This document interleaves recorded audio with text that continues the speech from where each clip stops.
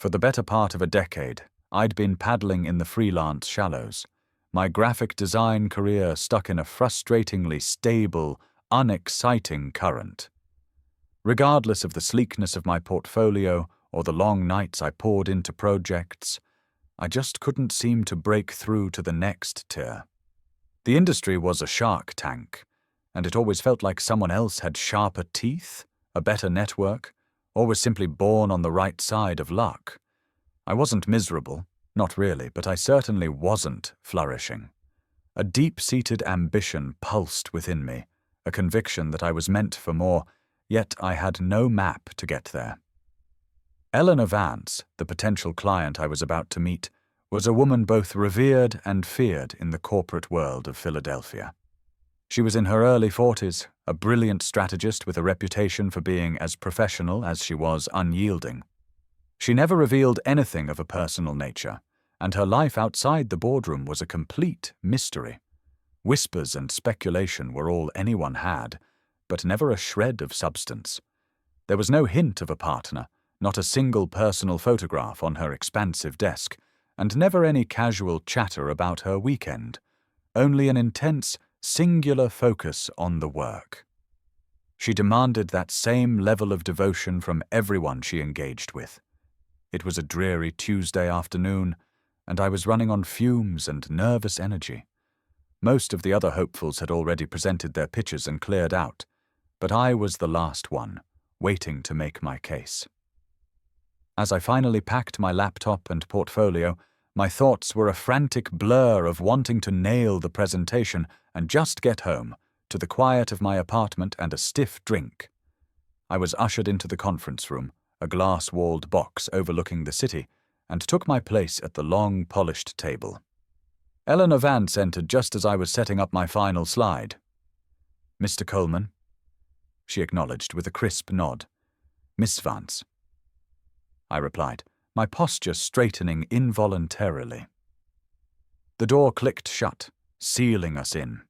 It was just the two of us, and the air was thick with the specific kind of pressure that comes from being alone with someone who holds your entire professional future in her hands, especially a figure as formidable as her. I'd never truly known how to read Eleanor. She wasn't unkind, but she wasn't warm, either. She was the kind of client you respected immensely but would never dream of cracking a joke with.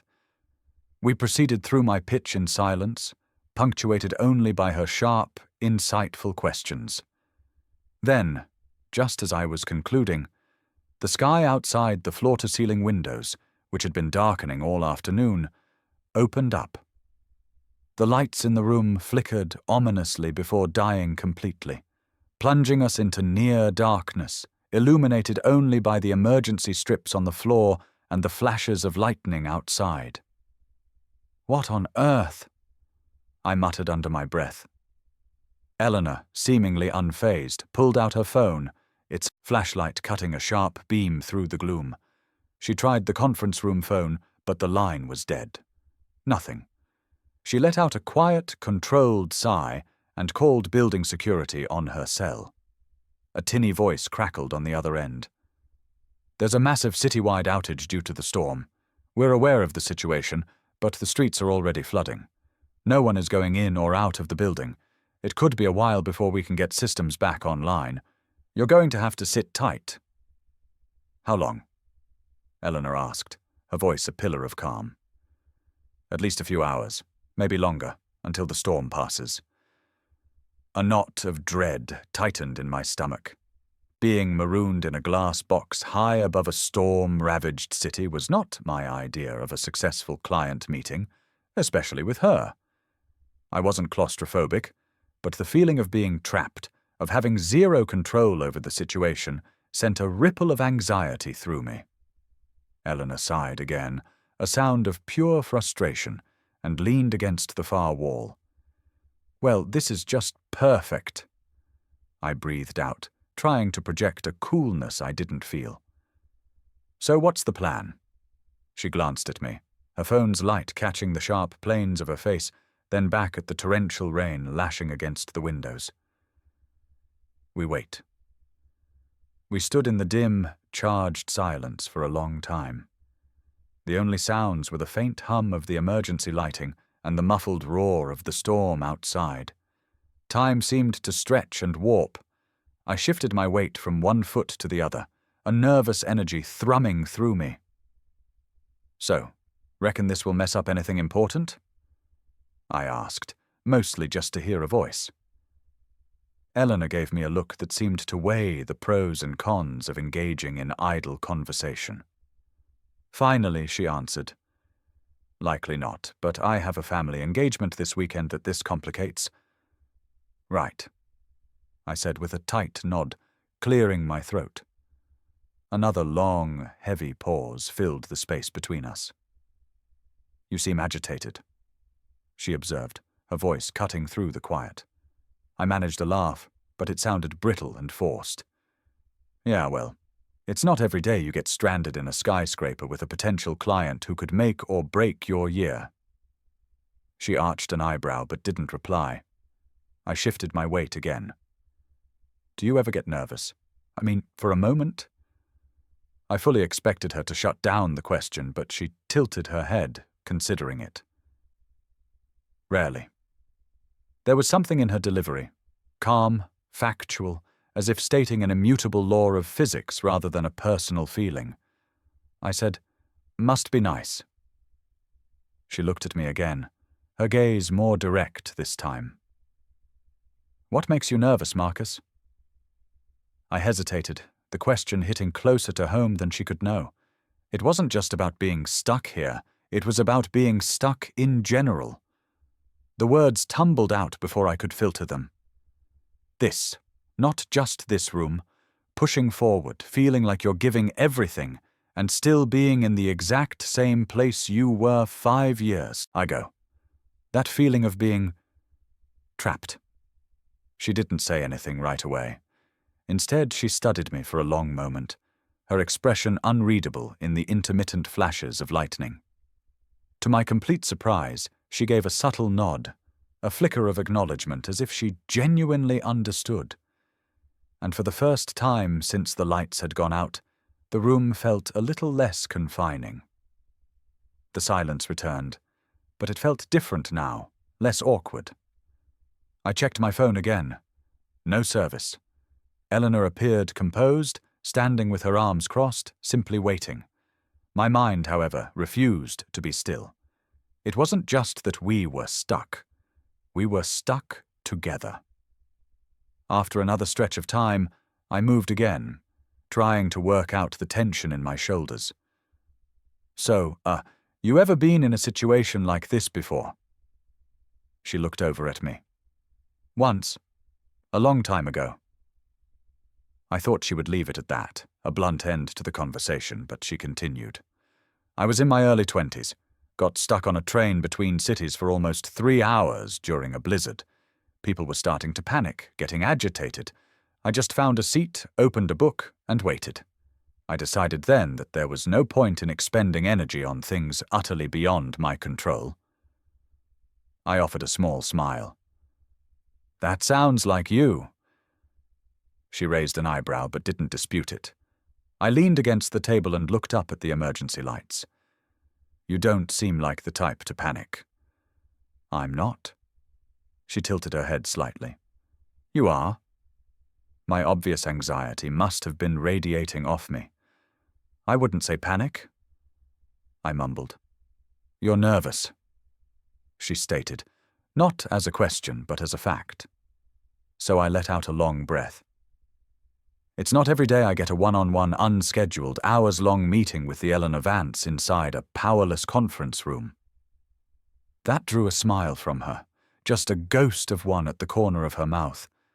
But it was the first time I'd seen her look anything other than severe. I paused, then decided to push my luck. "Can I ask you something?" She gave a slight nod. "Why are you so private? I mean, no one in the industry seems to know anything about you."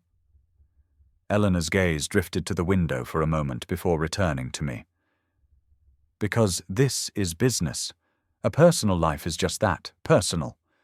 Sure, but even the most private people let something slip now and then." She gave another one of those faint, unreadable smiles. And what about you, Marcus? What do people in your professional circle know about you? I thought about it. The surface-level stuff, maybe. Not much, I guess. Exactly. Her gaze was more focused now, more intense. You maintain your own privacy, so why question mine? I rubbed the back of my neck. You have a fair point. She sighed and pushed off the wall, moving to stand by the window, a silhouette against the stormy skyline. But if you must know, it's simpler this way. When people think they know you, they form expectations. I frowned. Expectations of what? She hesitated. Then, for the first time, she seemed to be genuinely debating how much to reveal. I've had people assume things, assume they could get something from me. She finally admitted that my success means I owe them something, or that I should be accommodating. She didn't have to spell it out. I understood the implication. I nodded slowly. That's frustrating. She let out a short, mirthless laugh. You have no idea. I paused before venturing further. Do you mean professionally? Her look was sharp, but there was no anger in it, only a deep, weary knowing. Among other things. I considered that for a moment. Eleanor wasn't just successful, she was powerful, and I could easily see how that power would lead people to make all sorts of assumptions about her, to feel entitled to a piece of her. That sucks, I said finally. She smirked. So articulate. I chuckled quietly. I'm just saying, I get it. People not seeing you for who you are, but for what they think you are, or what they can get from you. She looked at me again, her gaze lingering this time. Then she gave a nod that, to my surprise, seemed genuine. Exactly. I shuffled my feet, feeling like I'd just crossed some invisible boundary. I get being stuck, too, I said. Not in the same way, obviously, but I've worked my tail off for years, and I'm still just treading water. I feel like no matter what I do, I can't get any real traction. Eleanor's expression softened, just a fraction. And you feel you deserve more? I shrugged, the motion feeling heavy. I feel I've earned the chance to prove it. A long silence settled between us, thick with unspoken thoughts. Then she said something I never would have anticipated.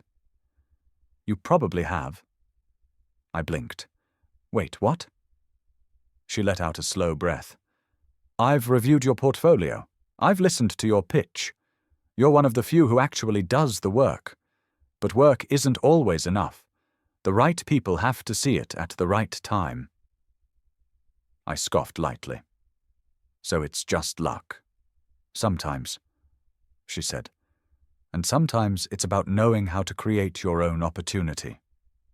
That line hit me hard, because it was my exact problem. I didn't stand out. I did good work. I was reliable. But I never did anything that made me impossible to ignore.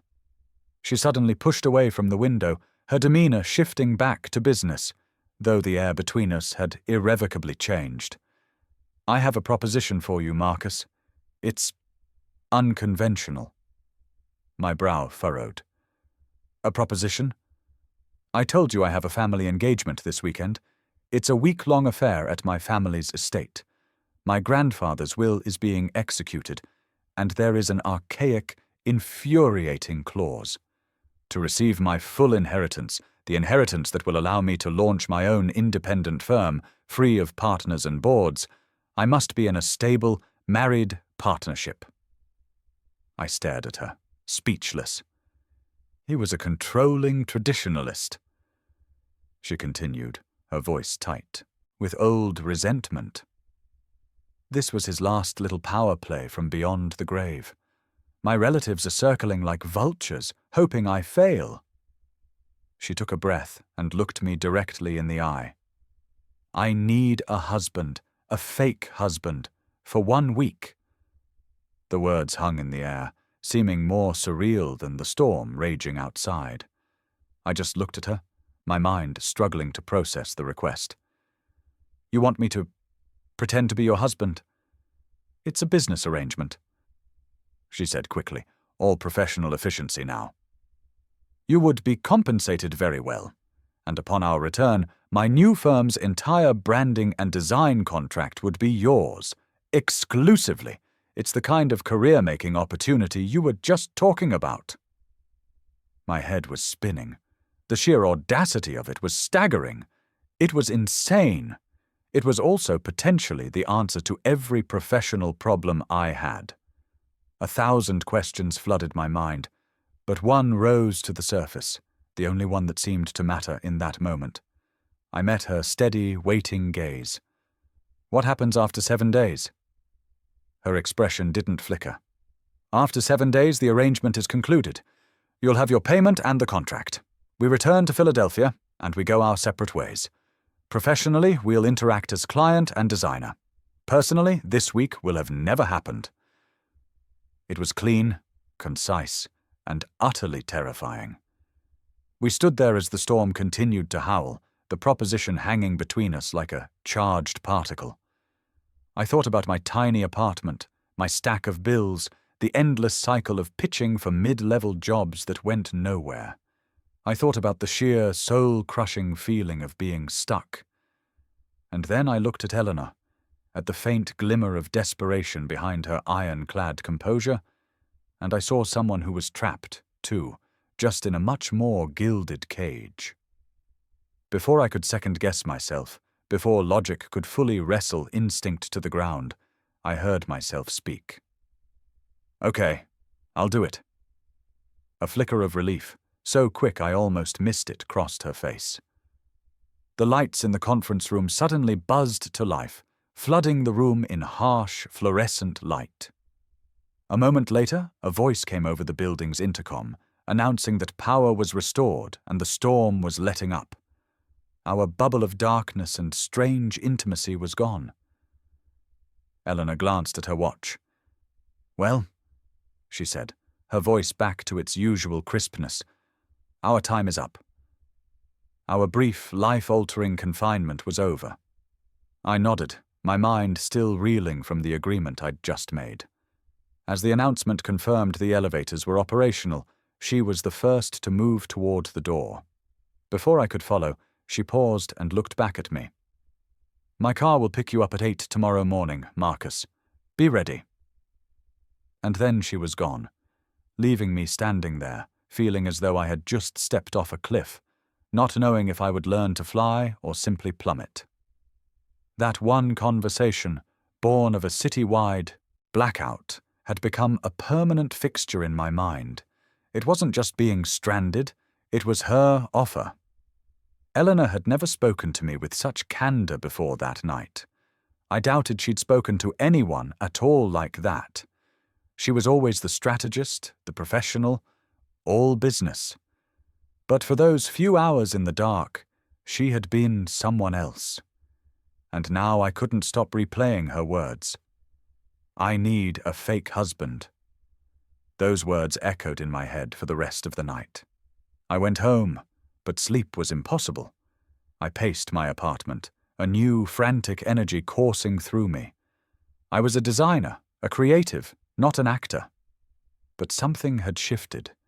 The opportunity was one thing, but the glimpse I'd had of the real Eleanor Vance was another. Then, early the next morning, as promised, a sleek, black car was waiting for me. I was at my front door, duffel bag in hand, when my phone buzzed. The text was simple. "Our backstory is attached. Memorize it." It was from Eleanor. I paused for a second before opening the file. It was a multi-page document detailing our fictitious life together. How we met, a charity gala, how long we'd been married, 2 years, my profession, which she got right, thankfully, and a host of other intimate-seeming details.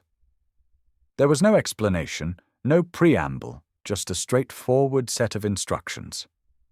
I slumped onto my sofa, my mind racing through every possible way this could go disastrously wrong, Was I making a huge mistake?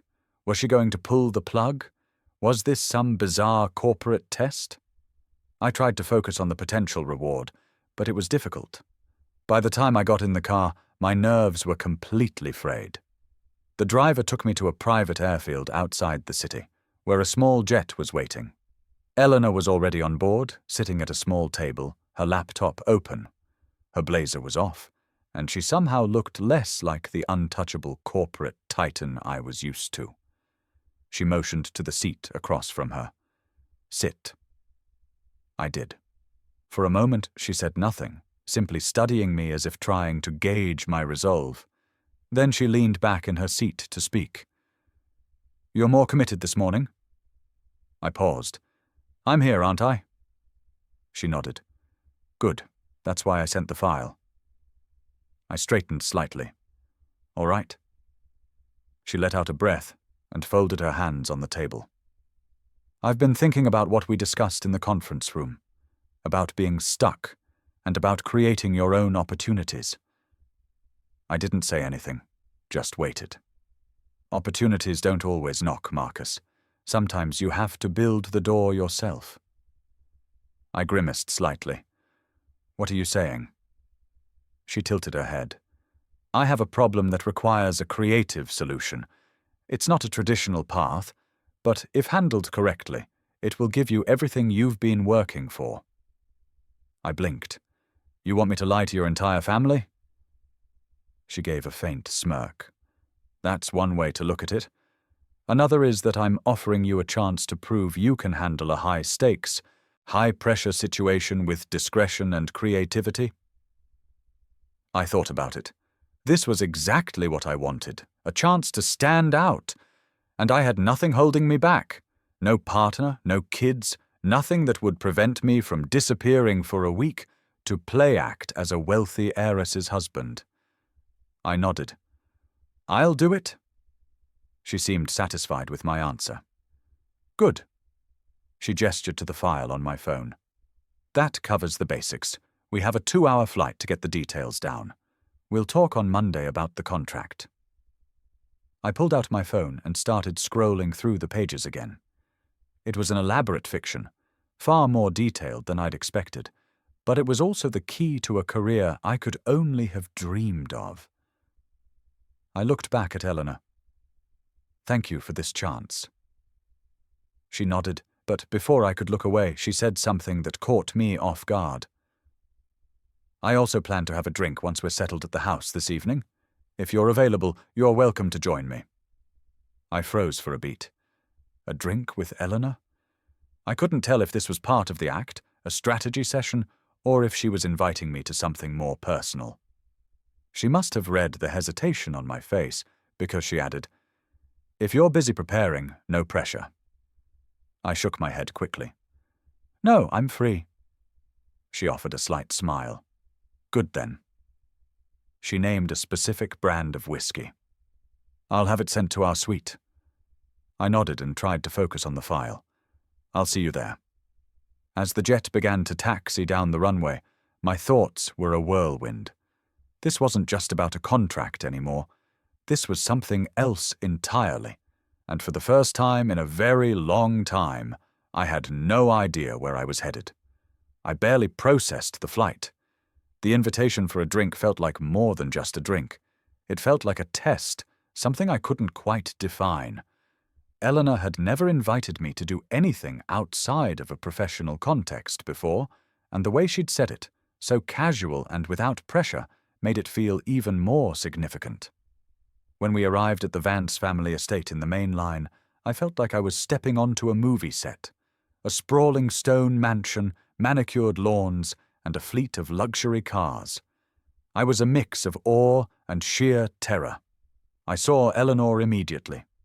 She was already in what was to be our suite, standing by a window overlooking the gardens.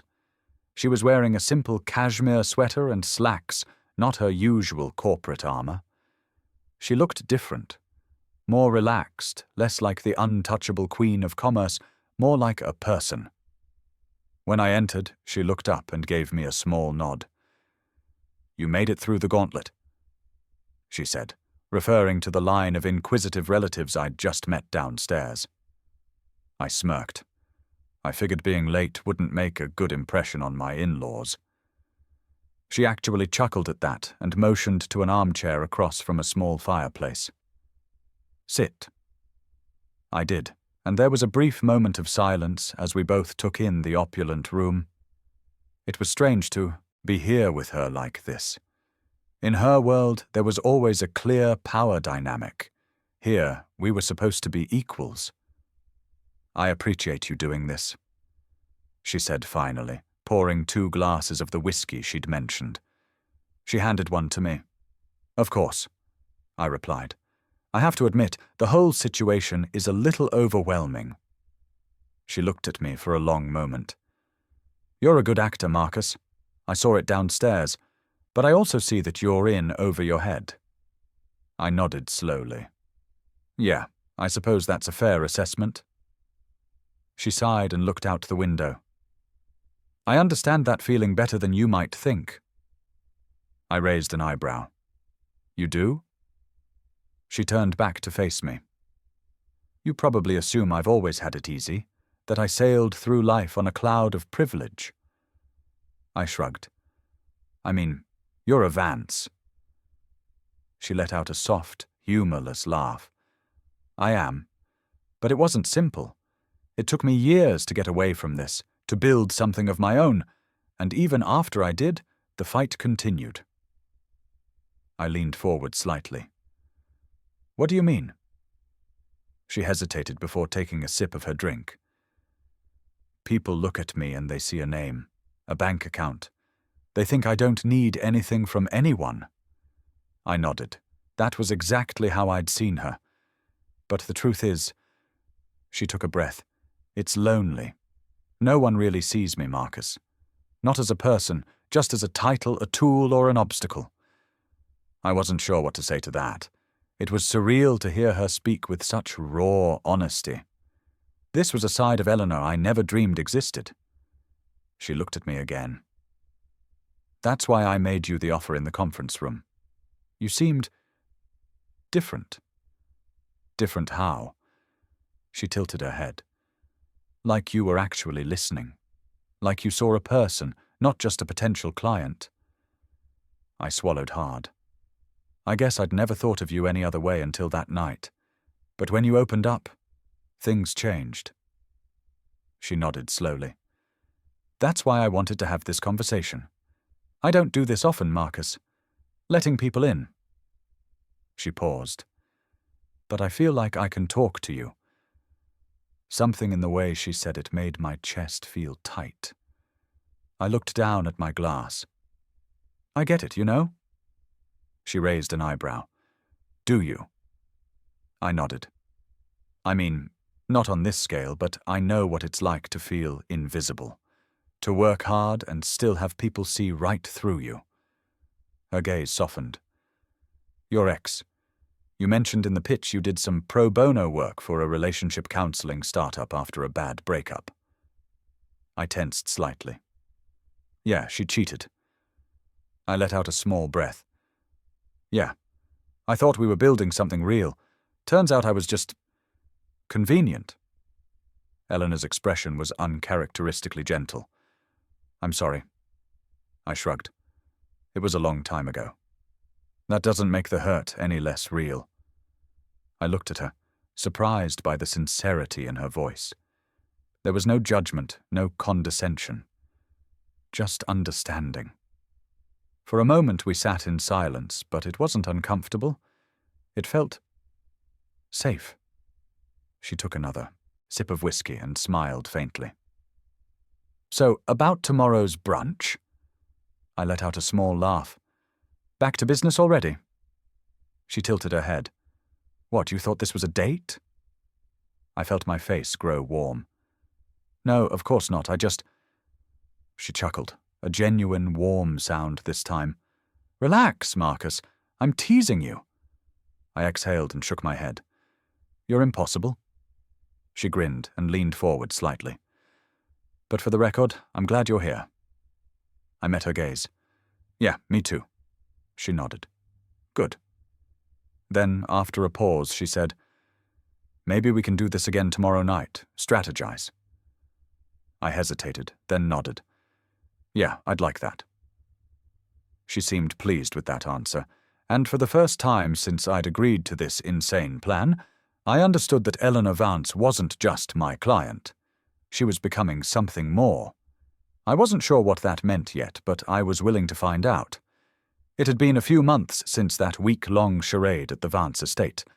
Things at work had changed, but not in the way people might assume. I still ran my own freelance business, still showed up for meetings. I was still putting in the same effort as before. But now, Eleanor had made sure the right people noticed. She had introduced me to her network, and the massive contract from her new firm had opened doors I never knew existed. I was finally getting the recognition I'd worked for. The biggest difference, though, was in how we saw each other. We started with coffee, then dinners. Then one night, she invited me to her apartment in the city. That was the night everything shifted. I remember standing outside her door, feeling like I was on the precipice of something I wasn't sure I was ready for. It wasn't nervousness, not exactly. It was more of an awareness that this was different, that she was different. Eleanor opened the door wearing simple jeans and a soft sweater, her usual corporate sharpness completely gone. "You made it," she said softly, stepping aside to let me in. Her apartment was modern but warm. Clean lines, minimalist furniture, but with personal touches. Books, art, that made it feel lived in. I'd never tried to picture her home before, but it suited her. She poured us each a glass of wine, and we sat in her living room, talking the way we often did now. But this time, the air felt heavier, as if we were both acknowledging something that had gone unsaid for months. Then she looked at me, her blue eyes serious. "Marcus." Something in her tone made my chest tighten. "Yeah?" She paused. "Do you regret any of this?" I frowned. "Regret what?" She took a breath and swirled the wine in her glass. "Us. This, whatever this is." I leaned forward. "Eleanor, we haven't exactly defined what this is." She let out a small laugh, but it had a nervous edge to it, something I wasn't used to hearing from her. "I know," she admitted. "But we both know it's something." I set my glass down. "Do you regret it?" She didn't answer right away. Instead, she just looked at me, her gaze intense, as if she was trying to decide if I was worth the risk. Finally, she shook her head. "No, I don't." I let out a breath I didn't realize I'd been holding. "Good, because I don't either." Her shoulders relaxed at that. "Marcus, this isn't exactly typical. A client and a contractor." "I know," I said gently, cutting her off.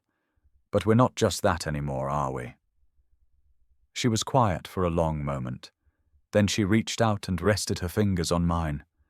It was a light, barely there touch, but it was enough to confirm that whatever this was, whatever we were becoming, it was real.